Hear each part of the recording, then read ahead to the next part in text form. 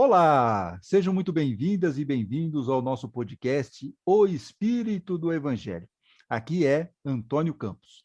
Seguimos com o projeto especial de leitura comentada do livro Nosso Lar, e sempre na companhia das colegas precisas, Sandra Curado e Sandra Rodrigues.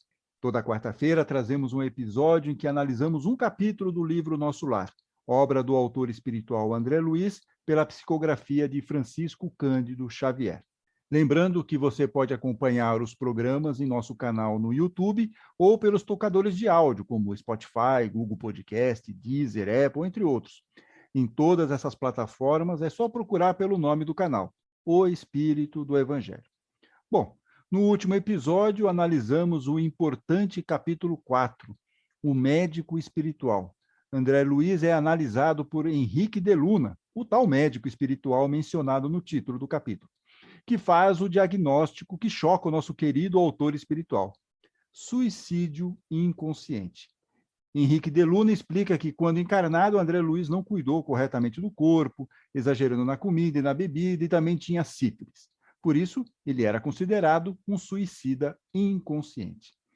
André, então, se arrepende profundamente de não ter aproveitado melhor sua encarnação, uma lição importante para nós, e é consolado por Clarencio, que pede para ele sossegar a alma perturbada. Livro Nosso Lar na mão? Se estiver sem a obra, veja o link na descrição do episódio que traz o capítulo de hoje. Então, vamos lá. Capítulo 5. Recebendo assistência. Começa com uma pergunta. É você o tutelado de Clarencio? Ou seja, é você aquela pessoa que é amparada por Clarencio? A pergunta vinha de um jovem de singular e doce expressão. Grande bolsa pendente da mão, como quem conduzia apetrechos de assistência, endereçava-me ele sorriso acolhedor. Ao meu sinal afirmativo, mostrou-se à vontade e maneiras fraternas, acentuou. Sou Lísias, seu irmão. Meu diretor, o assistente Henrique de Luna, designou-me para servi-lo enquanto precisar de tratamento. É enfermeiro? Indaguei, quer dizer, perguntou lá o André Luiz. Sou visitador dos serviços de saúde. Nessa qualidade, não só coopero na enfermagem, como também assinalo necessidades de socorro ou providências que se refiram a enfermos recém-chegados. Sandra Curado. Aqui eu queria falar um pouquinho sobre o nosso anjo da guarda, sobre o nosso mentor enquanto encarnados. É sempre um espírito de uma ordem mais elevada do que a nossa. Ele pode ser um protetor, um espírito afim, ou um familiar que nos conduz pelo bom caminho, nos aconselha no bem, nos consola nas aflições e nos sustenta nas dificuldades da vida. Porém, não é sempre que estamos sintonizados para usufruir dessa assistência bondosa. Se não estamos conectados, ele respeita o nosso livre-arbítrio e sente muito pelas nossas escolhas. E na vida espiritual não é diferente. Das várias perguntas que Kardec faz aos espíritos sobre esse nosso espírito protetor, a mais pertinente nesse caso é a 492. Então ele pergunta: o espírito protetor é ligado ao indivíduo desde o seu nascimento? Desde o nascimento até a morte, e frequentemente o segue depois da morte. Na vida espírita, e mesmo através de numerosas experiências corpóreas, porque essas existências não são mais do que fases bem curtas da vida do espírito. Então, aqui a gente vê, outra vez, como é breve a nossa existência, e temos sempre a companhia de espíritos benfeitores ao nosso lado.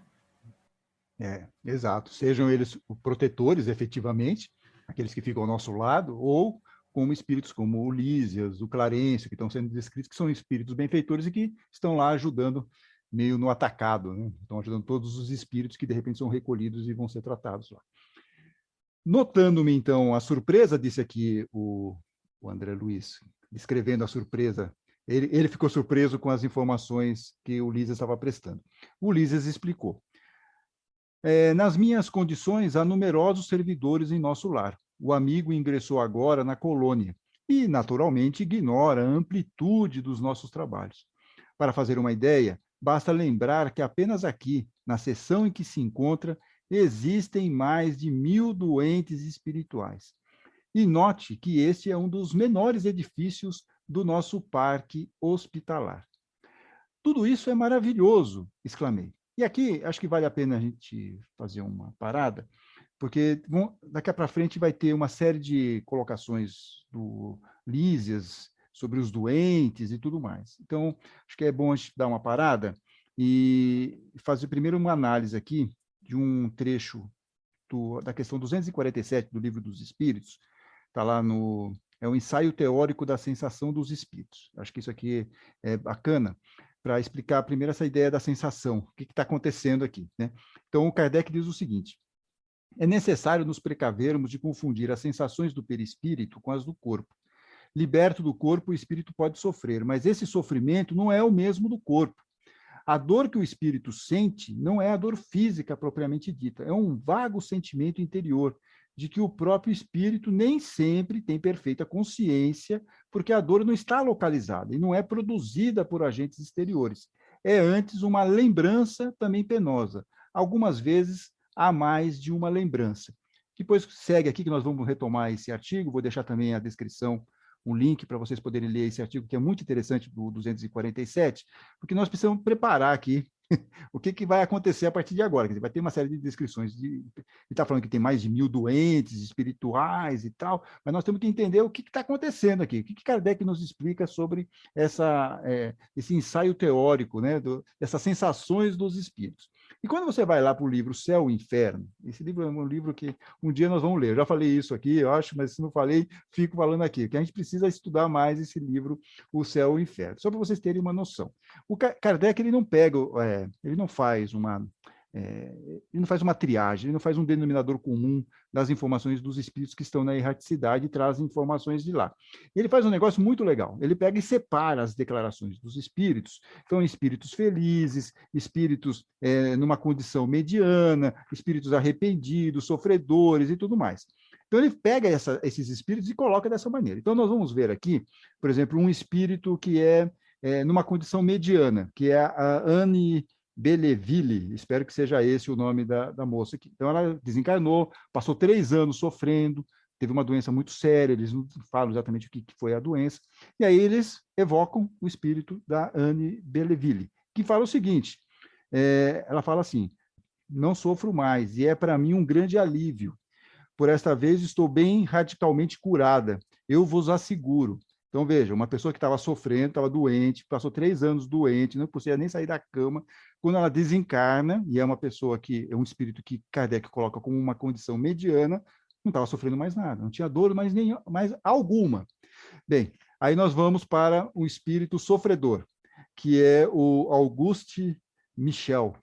E aí Kardec pega e descreve que ele era um moço rico, boêmio, gozando largamente e exclusivamente da vida material, embora inteligente, a indiferença pelas coisas sérias era o fundo de seu caráter. Enfim, mostrando que ele é uma pessoa mais materialista e um pouco similar aqui com as condições do André Luiz. E aí o que ele fala aqui no dia 18 de março, um tempo depois do desencarne, quando ele é evocado? O que está acontecendo aqui? Ele fala o seguinte: por que sofrer ainda quando o meu corpo não sofre mais? Por que esta dor horrível, esta terrível angústia existe sempre? Pedi, pedi para que Deus me conceda o repouso. Que cruel incerteza. Então vejam como são desencarnes absolutamente diferentes, percepções completamente distintas. E o que está mudando um pouco aí em relação a cada um desses espíritos? É a elevação moral de cada um deles. Então, um é um espírito que está lá medianamente avançado, tem lá uma desencarna, mesmo tendo sofrido um tempão, e já não está sofrendo mais nada. O outro, que é mais atrasado, aí sim, está sofrendo, está angustiado, está nervoso. Então, para mostrar que nós não temos apenas uma realidade, e por isso que eu estou aqui compartilhando com vocês esses 2 depoimentos desses espíritos, para a gente sempre tomar muito cuidado para não tomar a parte pelo todo. Então, para a gente não achar que uma descrição de um espírito é a verdade insofismável, é a verdade que nós vamos encontrar do outro lado. Não, isso é uma percepção trazida de cada espírito, e nós estamos vendo a percepção de um espírito aqui, que é o André Luiz. Bem, então, depois dessa passada pelo o livro O Céu e o Inferno, voltamos aqui para o nosso lar. Depois que o Lísias fala que existem mais de 1.000 doentes espirituais, e note que esse é um dos menores edifícios do nosso parque hospitalar, o André Luiz exclama: tudo isso é maravilhoso. E aí segue aqui a narração. Adivinhando que minhas observações iam descambar para o elogio espontâneo, Lísias levantou-se da poltrona a que se recolhera e começou a auscultar-me, investigar, analisar, né, o espírito lá, o perispírito do André Luiz. E começou a fazer isso de uma forma atenta, impedindo-me o agradecimento verbal. Sandra Rodrigues. Aqui nós percebemos que o Lísias evitou que o André Luiz agradecesse, que o André Luiz elogiasse. E por que será? Porque nós devemos fazer o bem pelo bem, sem esperar alguma retribuição, algum reconhecimento. Na verdade, esse é o verdadeiro bem. Nós podemos ver lá no Evangelho segundo o Espiritismo, no capítulo 13, que diz assim, que a mão esquerda não saiba o que faz a direita. O primeiro item desse capítulo é o seguinte: fazer o bem sem ostentação. E diz assim: guardai-vos, não façais as vossas boas obras diante dos homens, com o fim de ser desvistos por eles. De outra sorte, não tereis a recompensa de vosso Pai que está nos céus. Quando, pois, dás a esmola, não faças tocar a trombeta diante de ti, como praticam os hipócritas nas sinagogas e nas ruas, para serem honrados dos homens. Em verdade vos digo que eles já receberam a sua recompensa. Mas quando dás a esmola, não saiba a tua esquerda o que faz a tua direita, para que a tua esmola fique escondida, e teu Pai, que vê o que fazes em segredo, te pagará. E hoje em dia é tão comum, né, gente, a gente vê nas redes sociais as pessoas fazerem caridade, irem dar uma esmola e tirarem foto para postar. E aqui eles dizem que o bem tem que ser feito pelo bem. Mas eu queria deixar claro também o seguinte, que mesmo que ainda nós precisemos desses holofotes, e mesmo assim, que a gente não deixe de fazer a caridade, porque sempre vai ter alguém que vai estar sendo beneficiado. Isso é importante. Quer dizer, erre em tudo, né? Mas faça caridade, não é isso, Sandra? Isso, é isso mesmo. Depois, com o tempo, vai aprendendo. Pode postar, mas faz a caridade. Faz a caridade, exatamente. E a gente vai falar um pouquinho mais, a gente vai falar também no próximo capítulo, esse cuidado também no falar. Então, a gente vai ainda conversar um pouquinho sobre isso nesse capítulo e no próximo. Sandra Curado. Não, então, assim, pegando uma carona na excelente explicação da Sandra sobre a caridade incondicional de Lísias, acho que a pergunta que fica é: e nós? Nós conseguimos ficar imunes aos elogios que recebemos? E as demonstrações de gratidão à nossa pessoa? Será que agimos assim, como Lísias, que vigilante continua seu trabalho na caridade desinteressada? Ou será que nos deixamos envaidecer e nos sentimos superiores? Será que quando ajudamos uma pessoa somos discretos, né? Como disse Jesus, como a Sandra nos falou, não saiba a tua mão esquerda o que faz tua direita? Ou acabamos por humilhá-la, fazendo sempre se lembrar dessa ajuda? Então, acho que aqui fica bem claro a diferença entre um espírito elevado, como Lísias, e nós aqui ainda tão elementares. Acho que é um desafio para nós. Então, voltamos aqui para o Lísias. O Lísias agora vai descrever o que ele está lá fazendo, aquela investigação no perispírito do André Luiz. Ele fala aqui o seguinte: a zona dos seus intestinos apresenta lesões sérias, com vestígios muito exatos do câncer. A região do fígado revela dilacerações.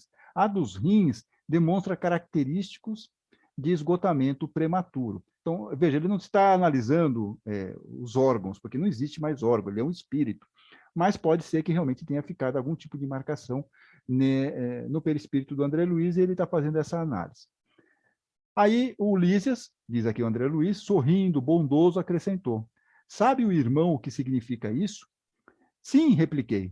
O médico esclareceu ontem, explicando que devo esses distúrbios a mim mesmo. Reconhecendo o acanhamento da confissão reticenciosa, ou seja, uma atitude de quem hesita em dizer expressamente o seu pensamento, apressou-se a consolar. Na turma de 80 enfermos que devo assistência diária, 57 se encontram nas suas condições. E talvez ignore que existem por aqui os mutilados. Já pensou nisso? Sabe que o homem imprevidente que gastou os olhos no mal aqui comparece de órbitas vazias? Que o malfeitor interessado em utilizar o dom da locomoção fácil nos atos criminosos experimenta a desolação da paralisia quando não é recolhido absolutamente sem pernas? Que os pobres obsidiados nas aberrações sexuais costumam chegar em extrema loucura? Então, aqui, Lísias, meio que descrevendo, pintando aqui, fazendo de uma forma um pouco forte essas descrições, o que a gente até pode entender, talvez até para impressionar o André Luiz, mas a gente não quer que vocês também que estão nos ouvindo fiquem impressionados, porque fica aparecendo um show de horror esse negócio aqui, e a gente tem que tomar muito cuidado, ok? Acho que a gente tem que tomar muito cuidado, porque é aquilo que eu estava comentando anteriormente, lá do céu e o inferno, que depende muito da situação de cada espírito. Como o próprio Kardec fala no livro dos Espíritos, ele fala isso o tempo todo, né? Que a gente depende muito da evolução espiritual. E aqui ele fala, por exemplo, só para vocês terem uma noção, a gente ter aqui um exemplo, por exemplo, fala dos olhos, né? A pessoa gastou os olhos no mal. Kardec fala o seguinte, lá no livro O que é Espiritismo, capítulo 2, no item 17, ele fala o seguinte: para os espíritos não há obscuridade, excetuando-se aqueles que, por punição, se acham temporariamente nas trevas.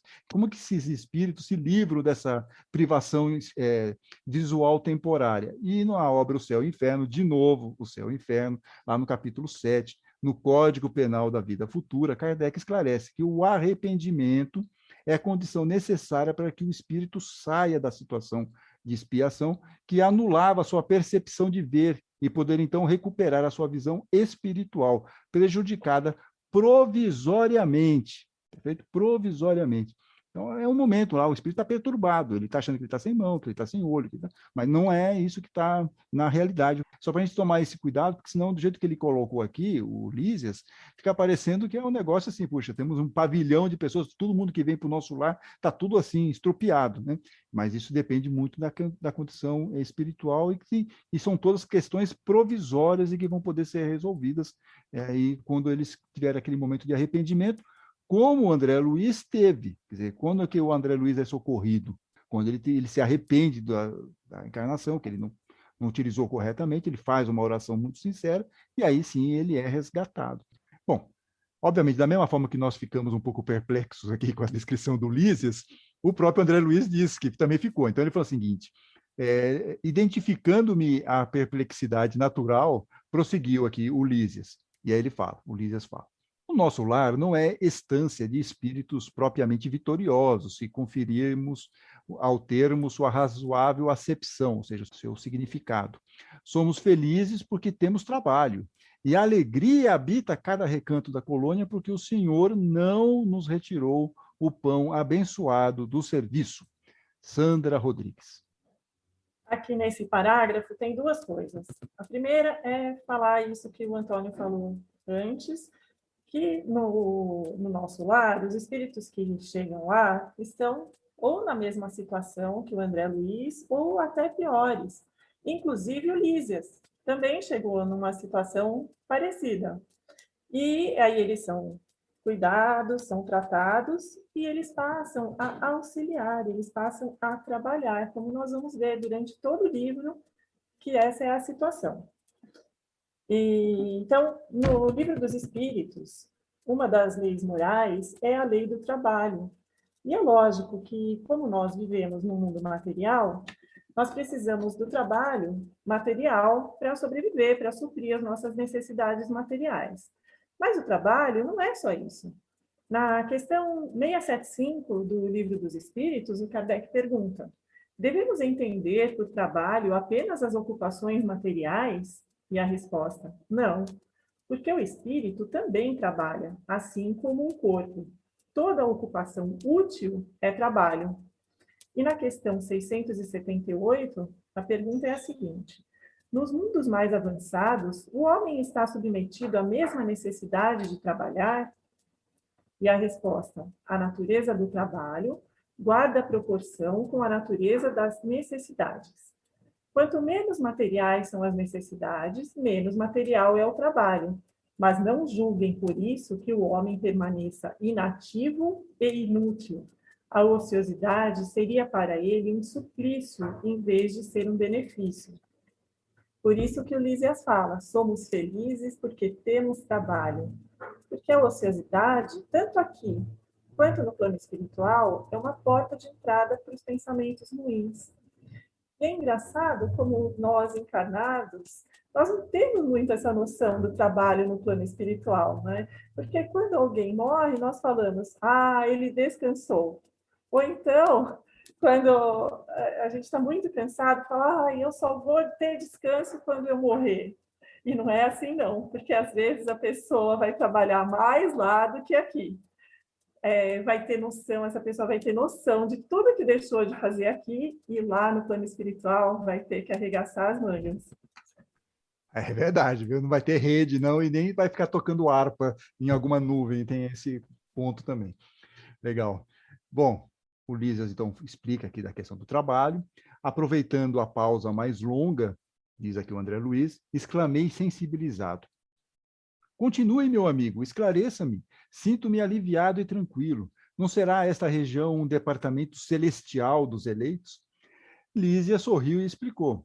Recordemos o antigo ensinamento que se refere a muitos chamados e poucos escolhidos na terra. E aqui vamos fazer um parênteses, ele está fazendo mais uma menção a um trecho evangélico, que é a parábola do banquete de casamento, que está lá em Mateus, capítulo 22, dos versículos 1 a 14.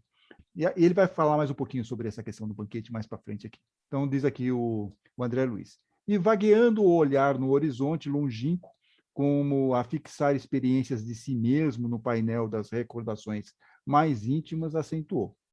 Então, aqui ainda o Lísias falando. Né? As religiões no planeta convocam as criaturas ao banquete celestial. Em sã consciência, ninguém que se tenha aproximado um dia da noção de Deus pode alegar ignorância nesse particular. Incontável o número dos chamados, meu amigo. Mas onde os que atendem ao chamado? Com raras exceções, a massa humana prefere aceder a outro gênero de convites. Gasta-se a possibilidade nos desvios do bem, agrava-se o capricho de cada um, elimina-se o corpo físico a golpes de reflexão. Resultado, milhares de criaturas retiram-se diariamente da esfera da carne em doloroso estado de incompreensão.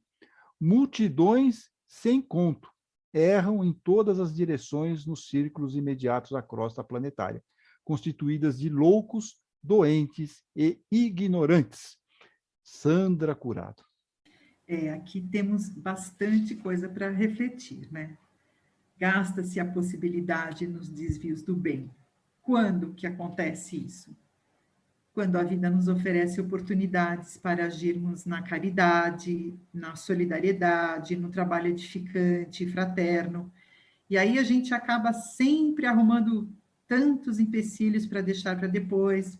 Agora não é o momento, estou em outro projeto. E somos tão convincentes que acabamos acreditando nas próprias desculpas que nós inventamos. E elas se tornam legítimas para a gente. E assim, vamos protelando. E é um sufoco para sair da zona de conforto. Porém, lá se vai mais uma oportunidade para a própria evolução, né? E agarra-se o capricho de cada um. Pois é. E nos mantendo assim nessa postura egoísta, nessa bolha, não repensamos os nossos valores e seguimos engessados nas nossas atitudes, nos nossos pensamentos, que, por consequência, elimina-se o corpo físico a golpes de reflexão. Ou seja, vivendo nesse automatismo, então nós vamos alicerçando nossa vida, ora em ambições materiais, ora nas paixões, ou então nos desânimos, na irritação, achando que uma imperfeição moral aqui, outra ali, não tem nada de mais, de prejudicial. E só vamos gerando desequilíbrio que vão prejudicando o nosso perispírito. E, por consequência, como a gente já sabe, o nosso corpo físico. E aí, desencarnamos e nos apresentamos ali na frente de Clarencio, Henrique de Luna, como loucos, doentes e ignorantes. Esse loucos, para mim, é toda essa distração, né, que tivemos, essa distração moral, doentes, porque é assim que ficamos, né, o corpo físico adoece, e ignorantes por termos perdido essas preciosas oportunidades de progresso moral.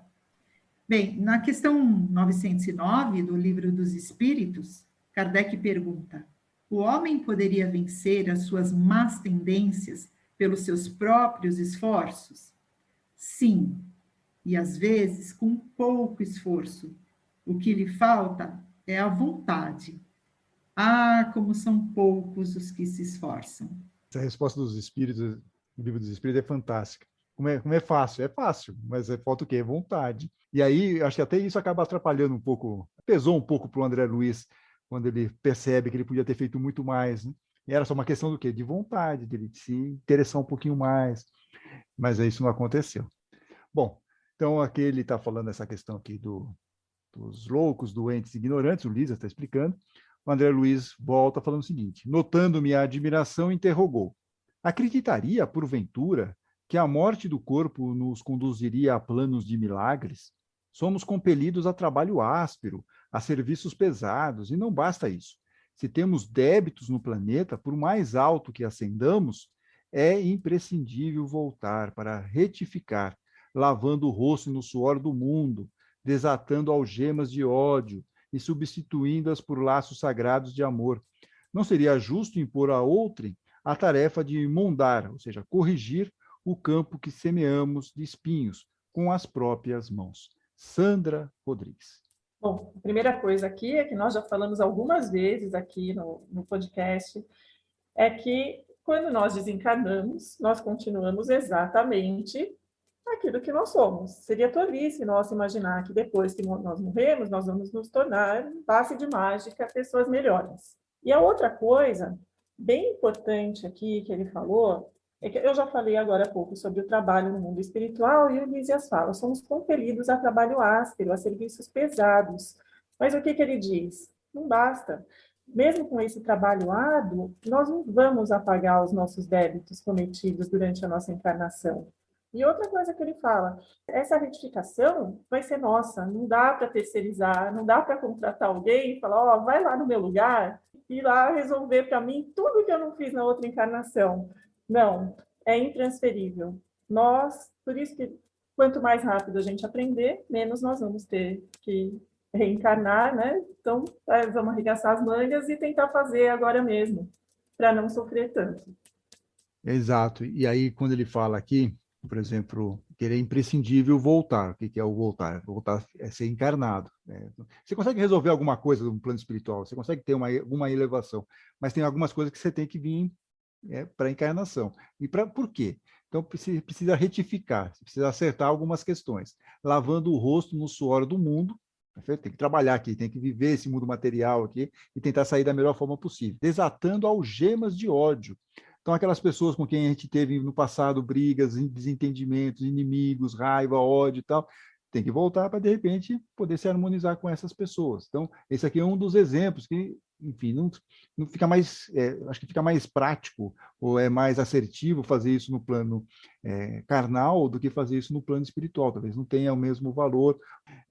Que mais aqui? Substituindo por laços sagrados de amor. Então, você transforma aquela questão de ódio, de raiva em relação a alguma pessoa, você tem que transmutar aquilo para questões de amor, laços sagrados de amor. Então, por isso que nós temos que estar aqui encarnado, tentando melhorar cada vez mais e melhorar essas nossas relações com as pessoas em torno de nós, inclusive aquelas que fazem a nossa vida um pouco mais difícil. Bem, abanando a cabeça, acrescentava, o André Luiz está narrando aqui, falando sobre o Lísias. Caso dos muitos chamados, meu caro. Voltamos lá para aquela passagem de Mateus, né? São muitos os chamados, mas poucos os que vêm. Caso dos muitos chamados, meu caro, o Senhor não esquece homem algum, todavia raríssimos homens o recordam. Acabrunhado, ou seja, entristecido, envergonhado, com a lembrança dos próprios erros, diante de tão grandes noções de responsabilidade individual, objetei, aleguei. Como fui perverso! Contudo, antes que me alongasse em outras exclamações, o visitador colocou a destra, ou seja, a mão direita, carinhosa em meus lábios, murmurando: cale-se. Meditemos no trabalho a fazer. No arrependimento verdadeiro, é preciso saber falar para construir de novo. Bem, aqui vamos só fazer uma pausa. Quem estiver acompanhando aqui a leitura com o Nosso Lar Novo, última edição, em vez de saber falar, está saber calar. A Federação Espírita Brasileira, nessas últimas versões, ela tem feito uma série de modificações e ela tem uma nota oficial no site da FEB explicando os motivos. E fala lá que é padronizando português, ortografia e tal. E fala também que é uma questão, às vezes, uma questão semântica. Não me parece que é o caso aqui, porque uma coisa é você saber falar, a outra coisa é você não falar.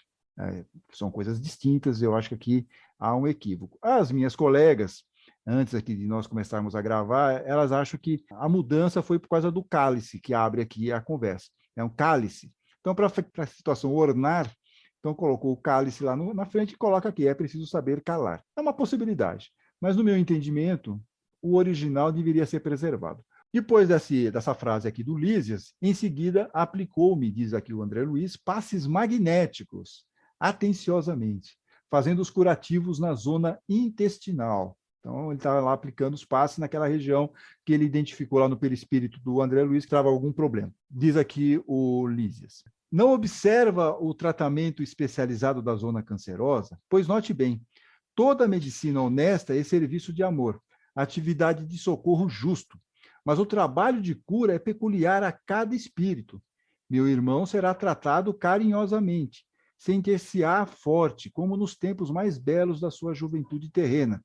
Trabalhará muito e, creio, será um dos melhores colaboradores em nosso lar. Entretanto, a causa dos seus males persistirá em si mesmo, até que se desfaça dos germes de perversão da saúde divina que agregou ao seu corpo sutil pelo descuido moral e pelo desejo de gozar mais que os outros. A carne terrestre, onde abusamos, é também o campo bendito, onde conseguimos realizar frutuosos labores de cura radical, quando permanecemos atentos ao dever justo.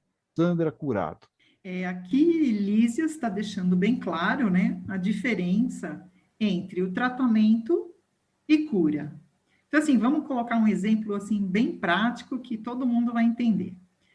Então, por exemplo, a gente chega na casa espírita precisando de um auxílio e nos é oferecido um tratamento que consiste em ouvir a explanação do evangelho, receber o passe adequado ao nosso problema, e depois para casa temos a prescrição do evangelho do lar, da água fluidificada, de leituras edificantes. Porém, isso tudo não é garantia de que vamos ficar bem. Por quê? Porque a cura, ela vai depender do quanto estamos dispostos à mudança, de quantos esforços faremos para depurar essas más inclinações. Então, assim, não vai adiantar irmos toda semana na casa espírita, tomarmos o passe e a gente continuar os mesmos. Por quê? Porque o mais importante recurso do tratamento é colocar em prática o aprendizado da explanação do Evangelho. E na vida espiritual, como que é esse tratamento? Também com doações magnéticas, com energizantes, como vimos no capítulo 3, o sol, a água fluidificada, as músicas, orações, o acolhimento, a compreensão, o trabalho no bem. Porém, Lísias deixa claro que André Luiz ele vai precisar carregar as marcas do abuso da vida terrena, que só será regenerada diante das provas de uma nova vida corpórea. Então, assim, para resumir, é o seguinte, o tratamento ele é oferecido como uma coisa de fora para dentro, e a cura, ela só acontece de dentro para fora. Então, na questão 230 do Livro dos Espíritos, Kardec pergunta: o espírito progride na erraticidade? Pode-se melhorar bastante, sempre de acordo com sua vontade e desejo, mas é na existência corpórea que ele põe em prática as novas ideias adquiridas, né? Então, por mais que é oferecido esse tratamento e tudo que ele tem ali à disposição, nós vamos precisar de uma nova oportunidade para colocar em prática aqui o que foi adquirido. É que eu li uma frase que fala que a maçaneta é só do lado de dentro. Que é exatamente isso que a Sandra falou agora, né? Que a gente só consegue acionar a maçaneta do lado de dentro, para a nossa evolução espiritual. Ninguém vai poder fazer por nós, nós é que temos que abrir a porta. Eu gostei muito dessa metáfora da maçaneta, achei bacana. E voltando para aquela questão do Livro dos Espíritos, que eu mencionei lá no começo, o ensaio teórico da sensação dos espíritos, na questão 247, lá do Livro dos Espíritos, Kardec fala o seguinte: quantos males, quantas enfermidades o homem deve apenas aos seus excessos, à sua ambição, às suas paixões, enfim. O homem que tivesse vivido sempre de gostos simples e desejos modestos se pouparia de muitas tribulações. O mesmo acontece ao espírito. Os sofrimentos que ele enfrenta, e aí nós estamos vendo a questão aí do André Luiz, né? Os sofrimentos que ele enfrenta são sempre consequências da maneira por que viveu na Terra. Não terá, sem dúvida, a gota e o reumatismo, mas terá outros sofrimentos que não serão menores. Os sofrimentos estão em relação com a conduta da qual sofre as consequências. Então, aqui diz Kardec, no Livro dos Espíritos, na questão 244, encaixa muito bem nessa questão aqui que o Lísia está falando para o André Luiz sobre os germes da perversão da saúde divina, que agregou ao seu corpo sutil pelo descuido moral. Bom, meditei os conceitos, voltamos aqui para o André Luiz, meditei os conceitos, ponderei a bondade divina e na exaltação da sensibilidade chorei copiosamente. Lísias, contudo, terminou o tratamento do dia com serenidade e falou: quando as lágrimas não se originam da revolta, sempre constituem remédio depurador. Chore, meu amigo, desabafe o coração e abençoemos aquelas beneméritas organizações microscópicas que são as células de carne na Terra. Ou seja, ele está falando da nossa oportunidade quando estamos encarnados. Tão humildes e tão preciosas, tão devastadas e tão sublimes pelo espírito de serviço, sem elas que nos oferecem tempo à retificação, quantos milênios gastaríamos na ignorância? Ou seja, se nós não tivéssemos a oportunidade de termos essa vestimenta carnal, nós demoraríamos muito mais para sermos espíritos elevados, como nós já falamos aqui, inclusive. Quer dizer, encarnar é muito importante para a nossa evolução espiritual e é importante que nós possamos utilizar essa encarnação da melhor maneira possível. Assim falando, afagou-me carinhosamente a fronte abatida e despediu-se com um ósculo, um beijo de amor. Isso aqui é aquele beijinho que dá no rosto, uma coisa carinhosa e tal. Sandra Rodrigues. Aqui nesse grande final, cheio de amor, eu queria falar sobre esse amor, sobre a afabilidade, a doçura e a fraternidade com que o Lísias tratou o André Luiz em todos os momentos nesse capítulo. Mesmo mostrando os erros que ele tinha cometido, ele nunca o condenou. Ele nunca deixou de tratar o André Luiz com esse amor fraternal. Eu separei algumas frases, algumas expressões onde o André Luiz se referiu ao Lísias neste capítulo. Ele disse: jovem de singular e doce expressão, endereçava-me sorriso acolhedor, de maneiras fraternas, sorrindo bondoso acrescentou. E no final ele ainda diz: afagou-me carinhosamente a fronte e despediu-se com um beijo de amor.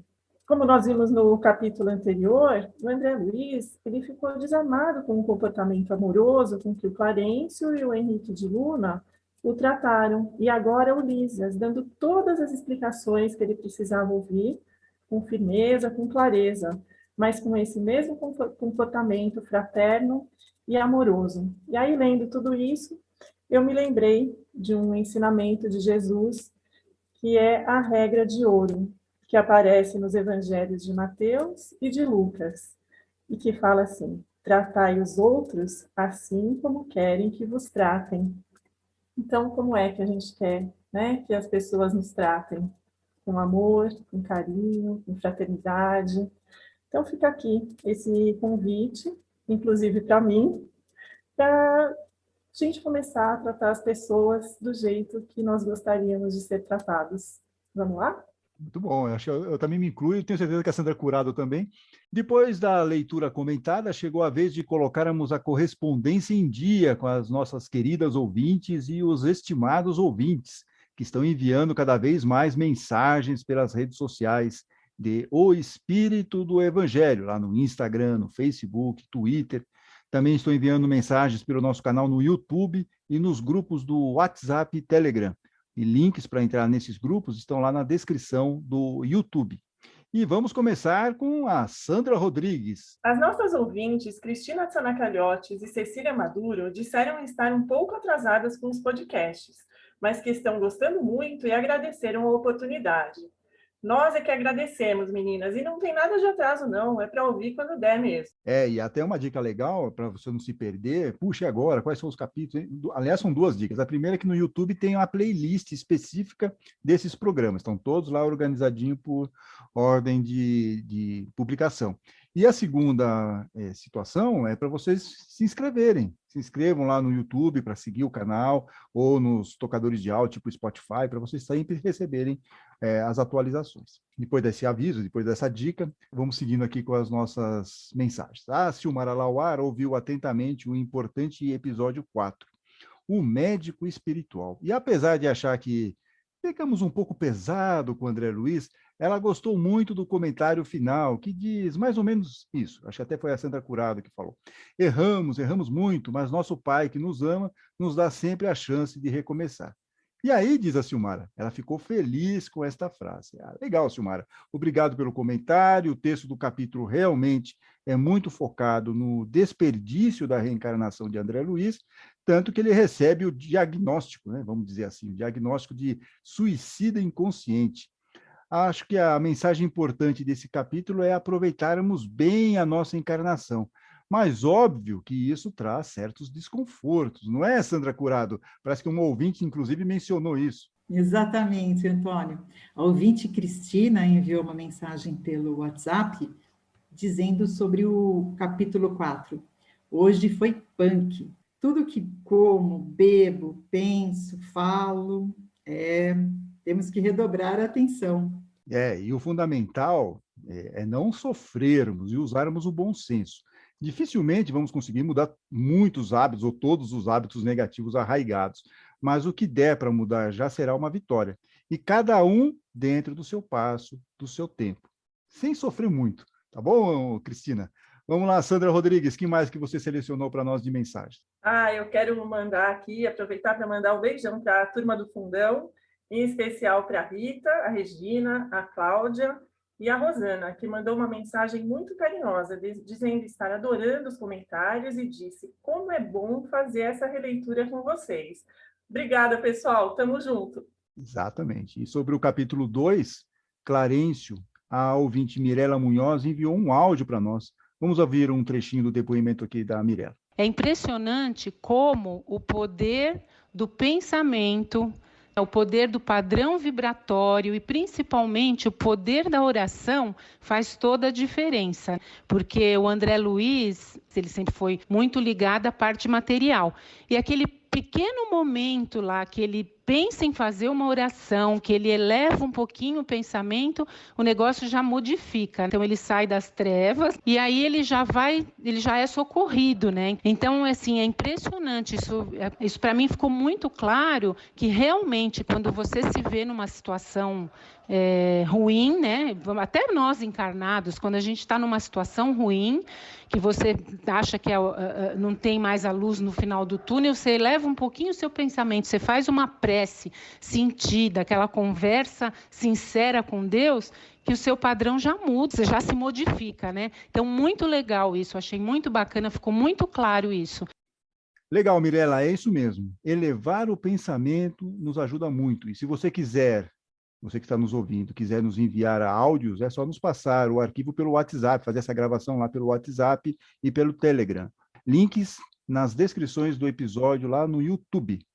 Sandra Curado. A querida ouvinte, Tatiana Porto, estava ouvindo o 3º episódio e escreveu para contar que está amando o podcast. Ela diz que se sentiu acolhida e até ganhou ânimo para voltar a estudar. E a Tatiana diz ainda que quer que nós façamos todos os livros dessa série.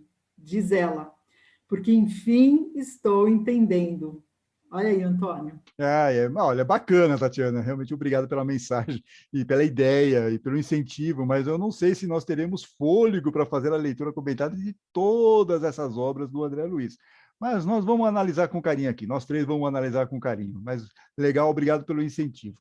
Eu vou aproveitar também esse nosso momento aqui de bate-papo com os ouvintes para enviar um oi para a Eliane Pita, a Ana Estevam, a Joana Orie, a Marisa Montanaro, que inclusive fez 2 perguntas lá no YouTube, já devidamente respondidas, viu, Marisa, está lá, e a Adriana Vasilian.